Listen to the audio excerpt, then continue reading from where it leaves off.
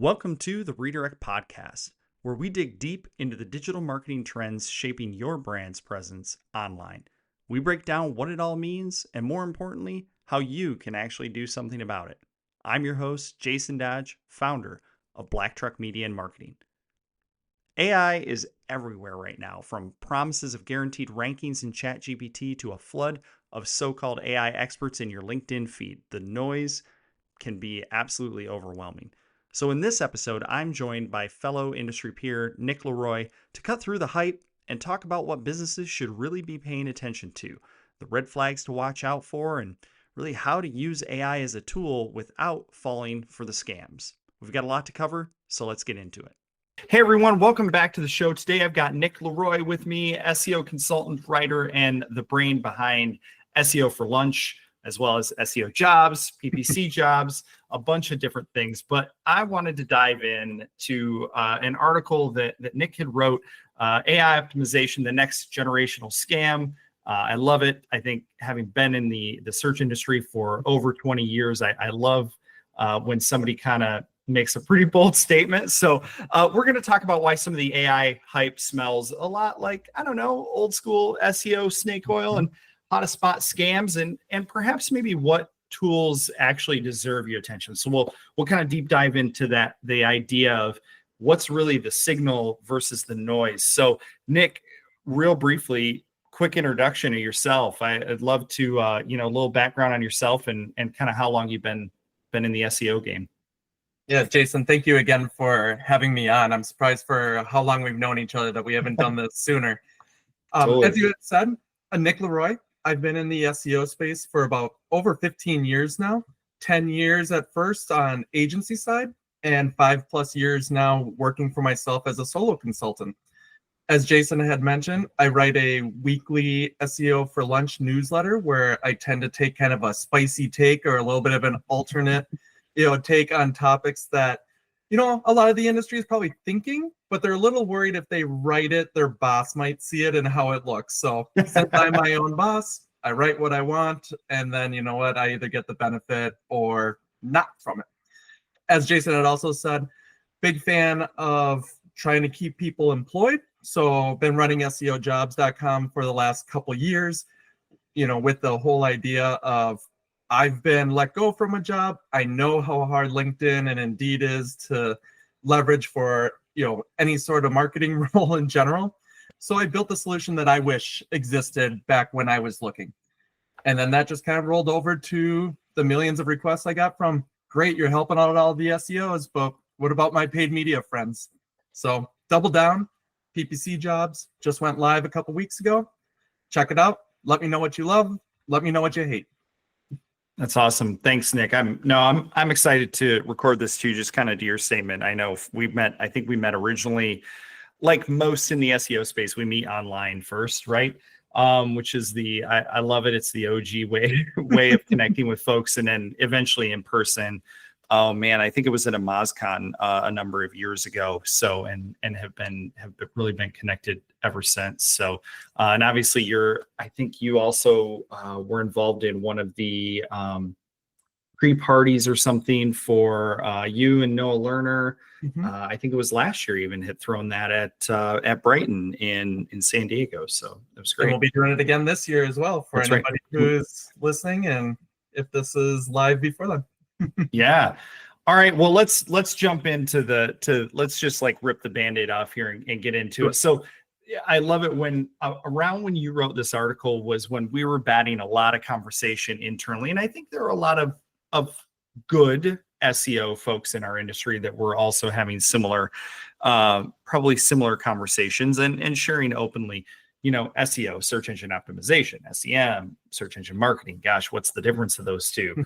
We have a lot of acronyms already in the industry, right? EEAT, all the different acronyms. And then we get into AI overviews from Google.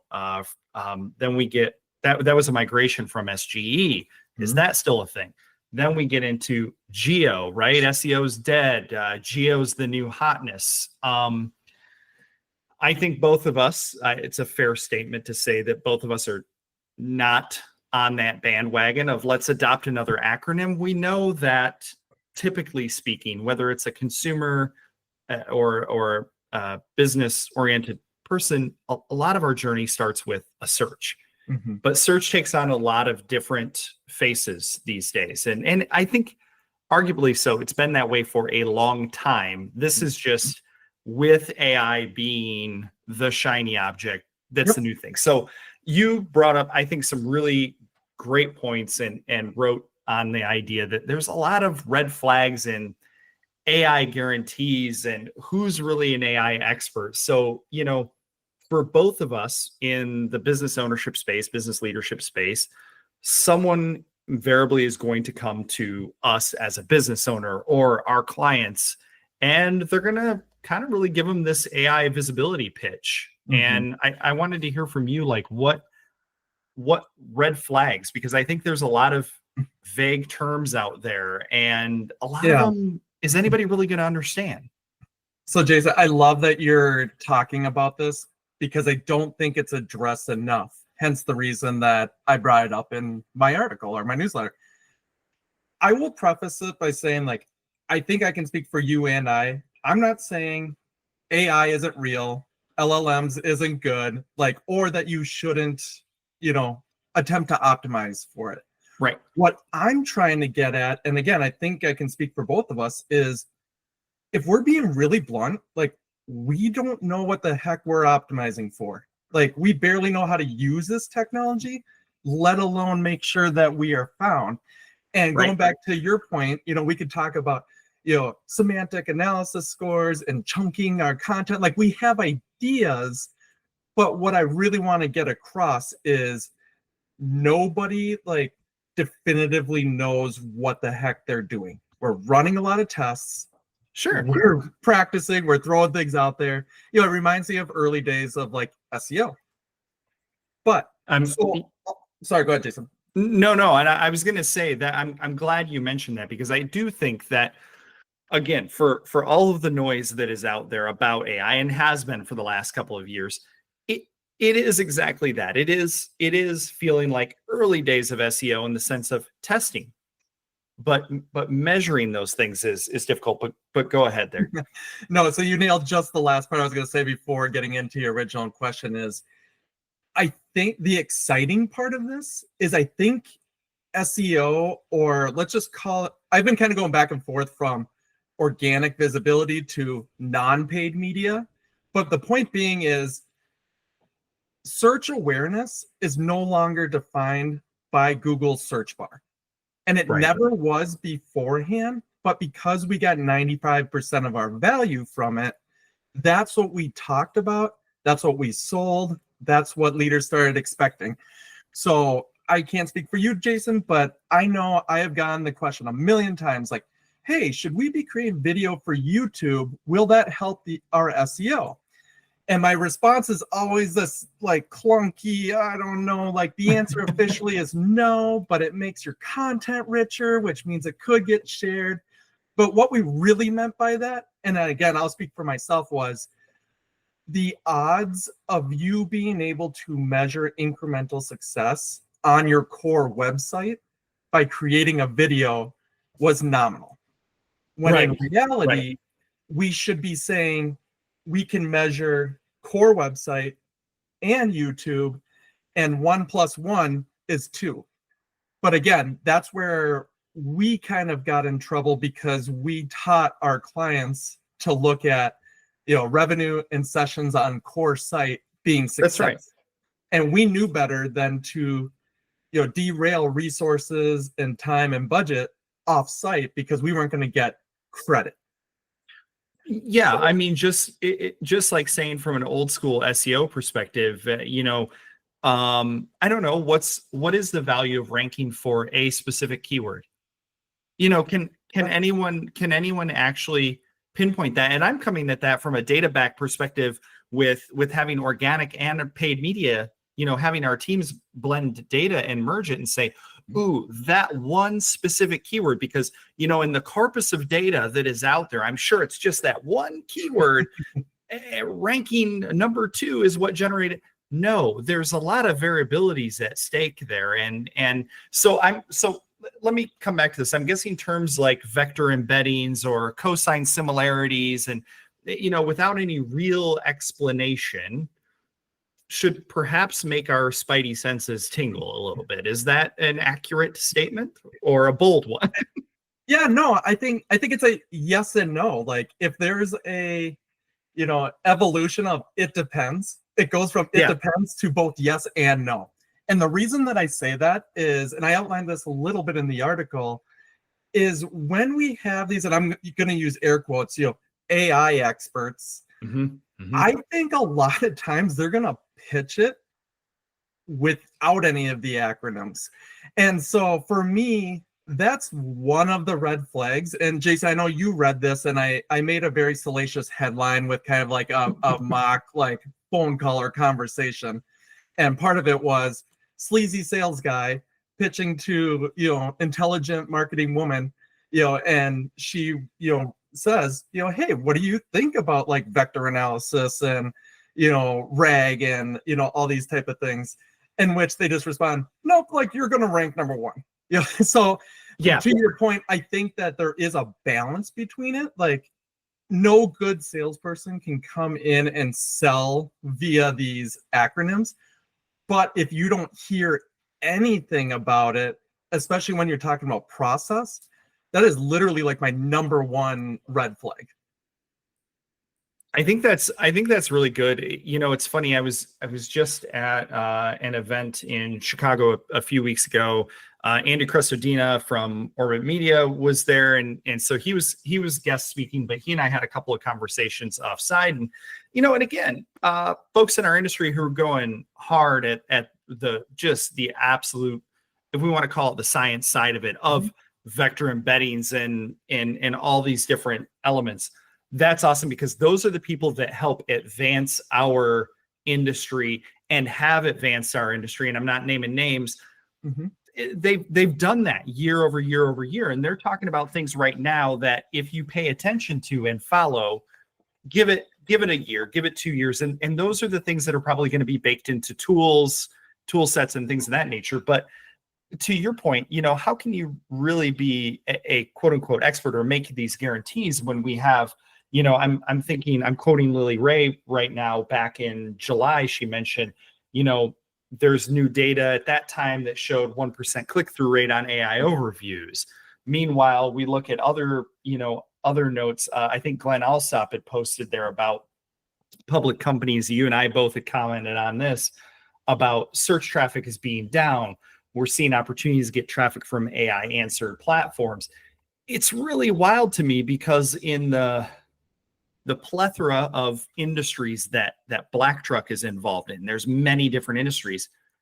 Man, I gotta say, we're seeing some traffic wins, but you don't get to know necessarily if it's from AI overviews. And and I know folks like Dana DiTomaso and others are working on ways in which we can track it and things of that nature. And that's great. But again, a lot of noise, not a ton of signal. You have to keep tracking. So who really is an AI expert? Do you think that we talk about the overuse of the term AI expert, and I think to your point, you hate that moniker of air quotes expert in a space that is moving so fast, but like we all can throw ChatGPT expert in there. Keep in mind, ChatGPT is one LLM, right? Like there's many others out there, but think about it, with search algorithms being, we're going to set the whole leaks on a shelf. Search algorithms still being, let's say, somewhat of a black box. Yep. Very much so. How are you really going to vet someone's expertise? Are you going to vet them that, I don't know. For me, I look at their experience like, hey, you were a real estate guy or person for the last 5 years, and then all of a sudden you're an AI expert? What? No. Normally everyone becomes a real estate expert after they fail what they're doing. Okay, so that's a spicy hot take. Absolutely it is. But like LinkedIn says this, right? So any person who is an AI expert in and those who are not talking about generative search, but they're talking about how they're going to streamline your business or my business through agentic work and things of that nature. Okay, cool. Like, you have my interest. I'm interested in leveraging AI for that. But if I go and look at your background and see that you have zero experience leading up to that, that's a little fishy to me. So what on your, I guess the question to you then is, do you think that adaptability is more important than claiming to have all the answers? So to answer that question, yes. Like, that is fundamentally what I would be looking for in a good partner. Cool. Rewind 2 seconds without going on too much of a tangent. I despise the word expert in anything to do with digital marketing. And, we have all been called the SEO expert or the PPC expert, and it's a nice, term of endearment, but I hate it as a marketing effort, because I don't believe in a world where algorithms are proprietary and things are changing every single day that you can be an expert.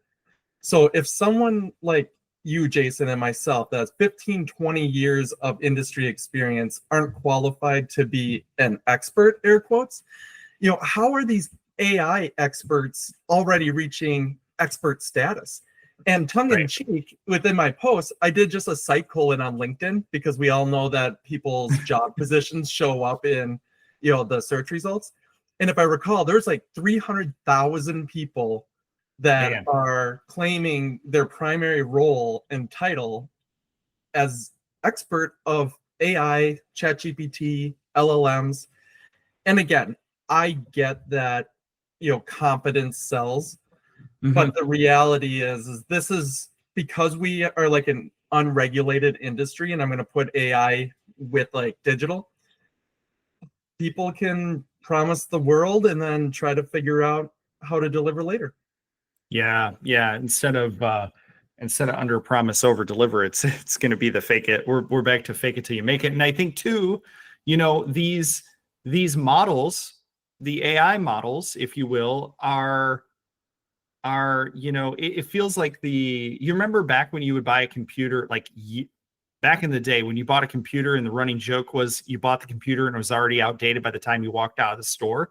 Yep. So think about this. So GPT-5, the biggest AI release of the year, is already outdated, right? I mean, its training data stopped September 30, 2024. It's almost a year out of date of data. Right. Again, it's an LLM. I know Brittany Muller's been on this for years already about, like, you have to fundamentally understand what an LLM is versus quote unquote the AI and how they're learning. So it's not that, I don't want to say the AI optimization, I want to say that it isn't a scam, but I think maybe to your point, to use a quote, it's selling it like it's 2010 SEO is. Yeah. Well, Jason, let me interject here. I have spent a lot of head time like trying to justify and figure it out for myself, so that I can at least feel confident giving my opinion. Yeah. And this is where I've kind of landed, and I don't really blame anybody for this. I think in our world, regardless of your industry, your profession, your skill set, we all want an easy button. Like, in a perfect world, life is easy and we get maximum return, within that easy solution. So I think part of the reason that AI is so sellable, however you want to, and it can be gamed and it can be overpromised, is because people are still looking at AI and the amazing technology behind it, and they think it's a silver bullet. And I don't think our industry or the marketing world as a whole has been burned enough to realize that this is an amazing tool to help scale and expand smart people versus an opportunity to fire people, make an extra dollar in profit, and let the robots, run wild. And I think that's where we're at now. And I think because everybody wants that to be the case, that's why when somebody comes in and says, I'll get you to rank number 1, I'll automate all your work, I don't think it's that everybody is going, oh, this sounds like snake oil, you're selling me a horrible car. I think it's partially like you want it to be true. Yeah. And I think so you just kind of take it at face value. And the other end of it is, I think people are terrified of being viewed as like, we weren't an early adopter. I think there's also part of that. So in my opinion, I think a lot of the good marketers, and I'll even put salespeople in here, are leveraging AI to have bigger and broader conversations. Mm-hmm. And that is the way to go about it. When we talk about, how there's such an overlap in some of these tactics between optimizing for SEO and optimizing for AI. I personally, with my clients, have been able to push forward a couple initiatives that have been sidelined for months because I could say, hey, this also, when we're talking about indexation, it's like that has, the type of value to AI as well. It's like, ooh, AI. I've heard that. I like that. I have magical budget that came out of nowhere for AI, but not your SEO. So either way, a little bit of a tangent, but I do think that is one of the bigger issues, is just this idea of people don't want to be left behind. We all want an easy button.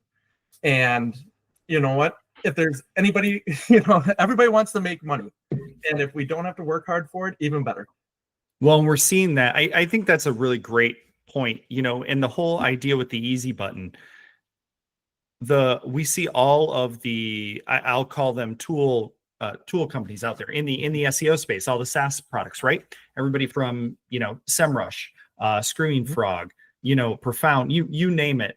SimilarWeb, everybody now, because of the APIs, because things have opened up and everybody has understood it now for, let's say, a year, now everyone has some degree of AI component to it, whether that's tracking, whether that's visibility, some sort of visibility, or some sort of writing component and things of that nature. And I think that's great. But keep in mind, back to your original point there, you didn't say it so bluntly, but I will, is that garbage in, garbage out. That is it, right? And we all know that if you make a bad prompt in the LLM and you go and change the prompt, you're going to get a different outcome, right? You're going to get maybe one that's more biased one way or the other. So it really is garbage in, garbage out. So whatever that within that tool space, whatever it's learned off of, that's what it knows, right? So much like a child, you have to teach it, and you have to provide it with feedback in order for it to learn and to grow. So okay, so let's think about this for a minute. Then if I'm a business trying to show up in AI driven search or chat results, whatever we're calling it, it doesn't matter. I like to label AI overviews as the new featured snippet, but what do you think the smart approach is? Like, how do we let's tackle that? Like, what's the smart approach, and then how do I, as a business owner, how do I test and improve without falling for the shiny promises? Because that's just something that I love that you said there's no silver bullet with it. We even say that in our proposals. Mm-hmm. And I'm very open about that there is no guarantee with this stuff, right? But you got to test it. So what's your take? What's the smart way to approach it? And then how do I test and improve without falling for the snake oil? Yeah, so I think my answer is not sexy, and nobody's going to love hearing this, but I think it really goes back to the roots of what value do you believe it's going to provide to you? And I don't think people even get to that point. I think people think of it again as a missed opportunity. But what do people think they're going to derive from these, listings? Like you said, AIOs, 1% click-through rate. We won't even talk about how Google's gaslighting us and trying to tell us, what is working and what's not.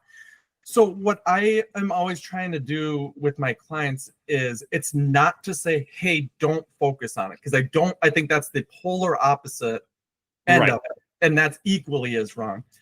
but what are you trying to get from it? Because if you're trying to use this visibility as strictly the gap to make up for what you've lost on the organic side, maybe in the future it'll, make up for it. Maybe not. Yeah. Probably not.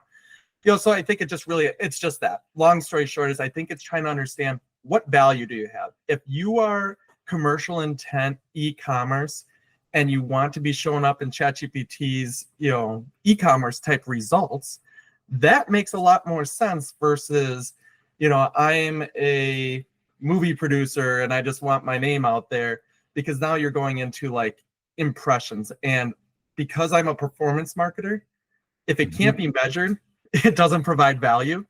Yeah. And that goes into, Jason, actually, I wanted to hear your opinion too, but I'm going to layer on one more question. There's a lot of people talking about impressions being a KPI for like AI optimization, if you will.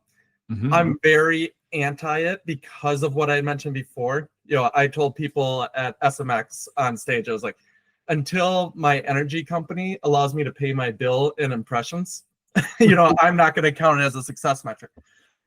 But, when does search optimization, online optimization that isn't paid, when does that shift from performance marketing to brand marketing?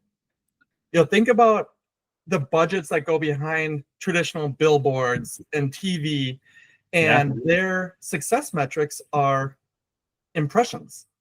And it's a completely different goal.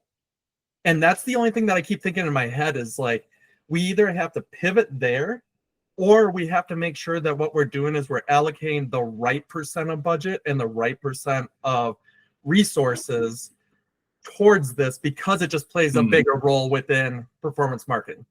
Well, you're preaching to the choir on that, right? I mean, having, I cut my teeth in Google Ads back in 2005. So, I always joke that our goal in the group that I was working with at that time was like, man, we were like, we get a click for half a cent. That's wild to think about, right? So seeing both sides of that and having access to the data, it's really, really interesting. I do think that puts us in a good position to be able to have these types of conversations. They really set SEO on a shelf, set performance marketing paid on a shelf for a minute. What it really comes down to is that this really gets into a conversation around attribution and how broke those models are. So, here we came off of everybody's transition from UA to GA4, and oh my God, what is this? And then throw AI into the mix, and it feels like, I'm sure for a lot of folks, constant chaos, and it's hard to keep up with. So really what it comes down is what's mattering the most. And I would say that we've always made the strong case and perhaps argument on the organic side of our work to say, is that valuable traffic that you're getting? I am 50-50 with you on the impressions. I think that it is important that we talk about it as visibility. So if search is a monopoly board, and you're either, you're either renting the space, which is paid, you own it, or somewhere in there you have some squatters' rights. Totally. And so at every point along the way is a potential touch point for the customer, for the client. What's really challenging is the measurement aspect of that. Yep. So you have to do the best with what you have. But if you think about it, it's really wild to me. I spoke on this like 2.5 years ago. If you have search results, we had this situation in the travel and tourism space where a client of ours was, if you took the top 10 results, 7 out of 10 of those, it was either them or had a mention of them. Mm. Well, whose job was that? Right. Well, it was our job. It was our job. It was our work that got them either the citation, if you will, the mention on those other sites, or I'm not even talking about the link. I'm just talking about the mention, which all of that now, ironically, ladders up into what makes great, trails and signals for the LLMs. Well, and So- Jason, let me interrupt you just for 1 second because I want to validate everything that you had said, because I think that the really important delineation is that conversation about metrics and attribution. Because I wrote about this in the newsletter too, but like attribution is broken and it never favors organic or quote unquote free traffic. And the biggest problem that we have is I don't disagree with anything that you said. If I am the owner of the company and literally the number that matters most is all of it wrapped up, you're 1,000% right. Like, brand impressions do matter. Unlinked mentions matter. Paid, all of this matters. The problem is, and this is what I think we need to solve as marketers, is right now, budgets and attribution go hand in hand. And if my Google, GA4 organic search equals less than what they've deemed to be an appropriate ROI, SEO gets cut. Yep. And that's where it goes back. And I apologize for interrupting you, but I just wanted to make sure that, because that's, I think, where the biggest issue is. I think leaders that can truly understand the quote unquote halo effect will continue to invest knowing that it's a leg of the stool, even though attribution, where somebody has to win and somebody has to quote unquote lose, SEO especially is kind of on the losing end of it. And the bigger problem is there are just some leaders that are a little bit indifferent, or let's just say it's difficult to convince them to change their mindset.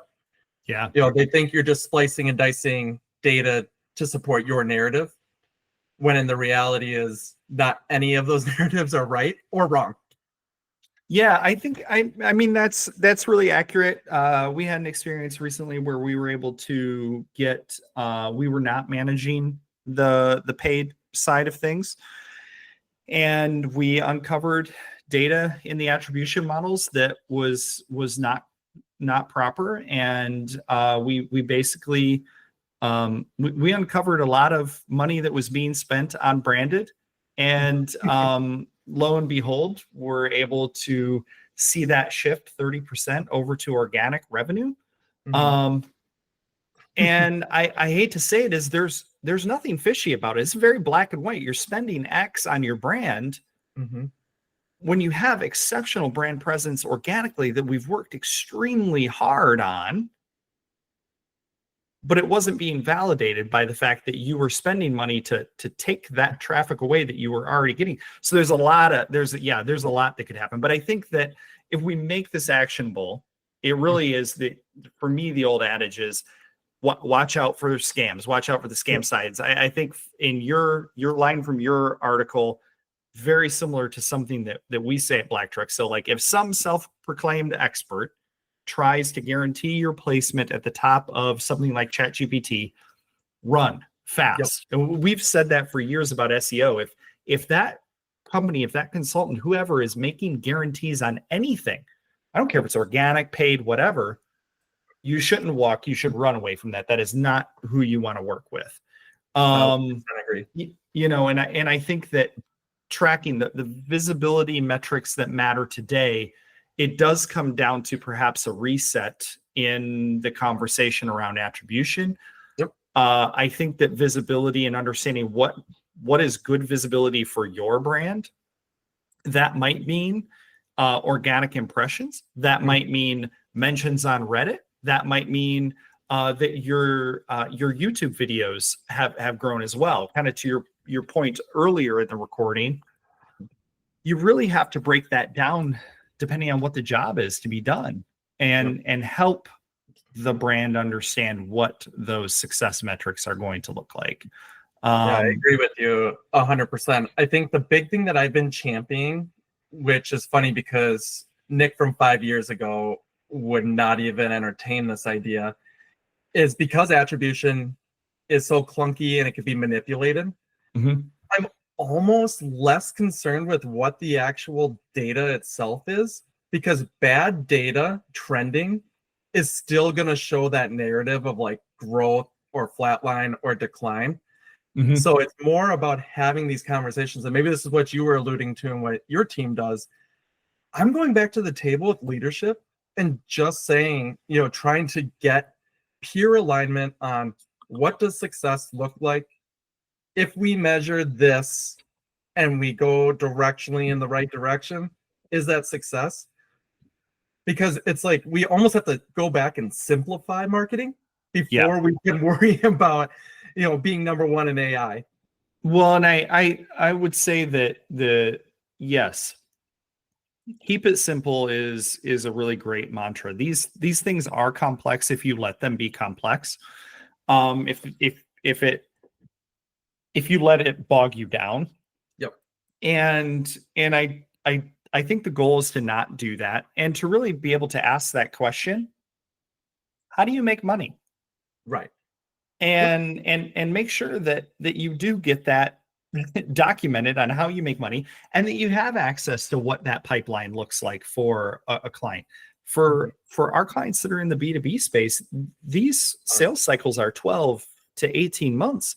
Now they're worth millions of dollars, no doubt, but making sure that you have very open and honest conversations about that is going to be big. And if anything, that individual who is making guarantees and is coming off as the quote unquote expert is probably not going to be willing to have those conversations, because when their back is up against the wall, they're probably going to, unfortunately, I'll make the bold statement, they're probably going to lack the business acumen that it takes to actually have that conversation. Yeah. And I would argue that they're not even interested in it. It's a churning model. I mean, there's a reason why nobody is selling the snake oil at like an absolute premium price. They're selling it at the, magic bullet price, and their goal is just to always churn less than like the bottom 50% of their, portfolio. But the one thing, Jason, that I will also say is, we're talking a lot about, people who are making AI promises and optimizations and all these bold comments. I would say, though, your existing partners, it is fair of you, and I would say it's mandatory. You should make sure that they are sharing with you what they know, what they're testing, because there are some marketing partners that they are operating off of existing like SOPs and checklists, and all of that went out the window with AI. So if you are talking to your SEO partner, your paid partner, even email and all this stuff, like if it touches your website, you should be talking about AI. And if they can't share with you some of these acronyms that we kicked off the show with, and they can't say, how things are being measured, if not what the metrics are and your data, like that is equally as scary, because you're now already spending money with a partner that isn't shifting appropriately with the industry. Right.